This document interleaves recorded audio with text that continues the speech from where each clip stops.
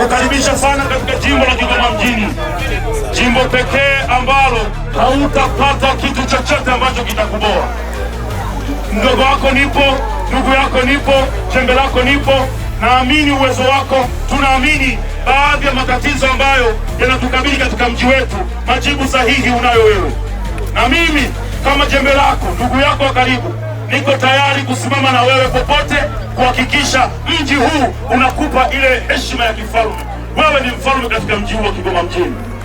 Na sisi ukiangalia umati mkubwa uliojaa hapa, ukiangalia wengi ni vijana, na vijana ndio ambalo taifa ambalo tunalitengeneza kama nguvu kazi ya taifa. Dkt. Samia Suluhu Hassan kazi pekee anaifanya, ameweka hela nyingi sana kwa vijana.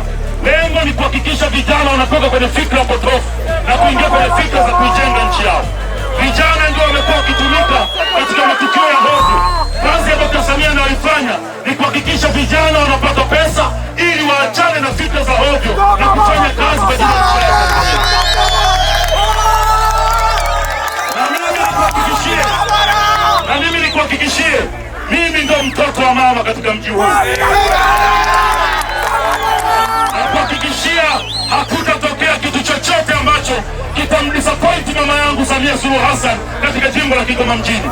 Leo utashuhudia maajabu ambayo hukuyashuhudia katika ziara yako yote katika mji wa Kigoma na mikoa mingine yote uliotembea. Hapa ndo Kigoma mjini.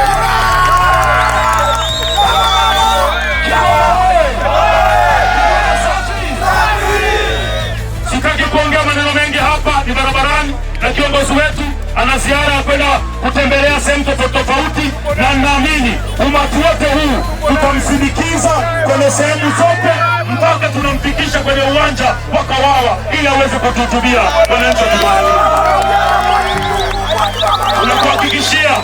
Tunakuhakikishia ndugu yangu Kenan, tunakupenda sana na tuko tayari kukusikiliza na tuko tayari kufuata maelekezo yako kama kiongozi wetu wa chama. Asante sana.